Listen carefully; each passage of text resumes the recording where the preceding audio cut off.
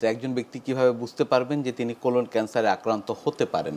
আমাদের দেশে ম্যাক্সিমাম মানুষই আসলে কোলন ক্যান্সার সম্বন্ধে অ্যাওয়ার কম, এবং কোলন ক্যান্সারটা এমন একটা প্রাইভেট পার্ট, মানুষ মলদারের সাথে রক্ত যাওয়া বা এই ধরনের ব্যাপারগুলো মানুষ ডাক্তারদের কাছে সরাসরি আসতে চায় না। এবং আমাদের দেশের শিক্ষার অভাবের কারণে, অসচেতনতার কারণে প্রথমে মানুষ যায় কোয়াকদের কাছে, বা এই পানি পড়া, তারপরে মনে করেন বিভিন্ন ধরনের আয়ুর্বেদিক এই ধরনের চিকিৎসার মাধ্যমে মানুষ চিকিৎসা করার চেষ্টা করে। তো কোলন ক্যান্সারের মেইন যে সিমটম তিনটা, আপনি যদি রেড অ্যালার্ম আমরা মনে করি, যে এক নম্বর হলো পাররেক্টাল ব্লিডিং, যেটাকে বলে মলের সাথে রক্ত যাওয়া।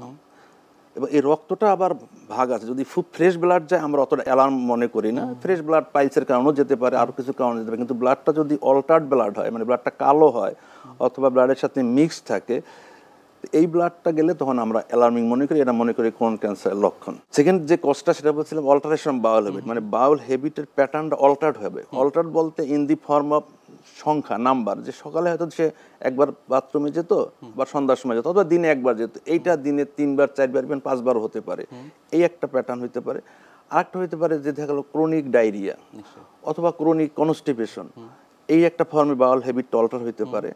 আরেকটা হইতে পারে যে বাউলের হ্যাবিটের সাথে যে সেন্স অফ ইনকমপ্লিট ডেফিকেশন, মানে কি বাউলটা তার মনে হবে, পেশেন্টের মনে হবে যে আমার বাথরুম হবে, সে টয়লেটে গেল কিন্তু বাথরুম হলো না, সে ব্যাক করে চলে আসলো। এই তিনটা সাইন যদি থাকে তাহলে খুবই অ্যালার্মিং। সেক্ষেত্রে আমরা সাসপেক্ট করি যে maybe colon cancer.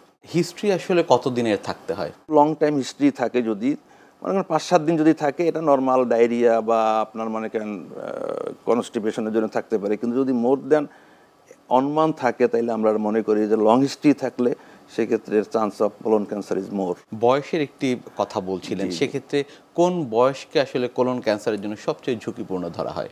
Usually more than 50 ইয়ার্সটাই আমরা বলি যে কোলন ক্যান্সারের চান্সটা বেশি। যে কোনো ক্যান্সারই একটু ওল্ডার এজে হয়, তো কোলন ক্যান্সারের ক্ষেত্রে আমরা কাট অফ ভ্যালু মনে করি যে 50 ইয়ার্স। তো 50 ইয়ার্সের বেশি, যদি বেশি ইয়ারই এইটা হয়, কিন্তু 50-র আগে হবে না এমন কোনো কথা নেই। ইভেন 10 ইয়ার্স 12 ইয়ার্সও কোলন ক্যান্সার হতে পারে, তবে এটা আনইউজুয়াল। 50-র উপরে বয়সে মোর দ্যান 90% ক্ষেত্রে কোলন ক্যান্সার হয়। হ্যাঁ, এবং এইটার বলা হয় যে মেইলের ক্ষেত্রে 68 ইয়ার্স, এটা আমাদের দেশের স্টাডি না, এটা ওয়ার্ল্ড ডেভেলপ কান্ট্রিতে 68 ইয়ার্স মিন এজ। হ্যাঁ, ফিমেলের ক্ষেত্রে 72 ইয়ার্স।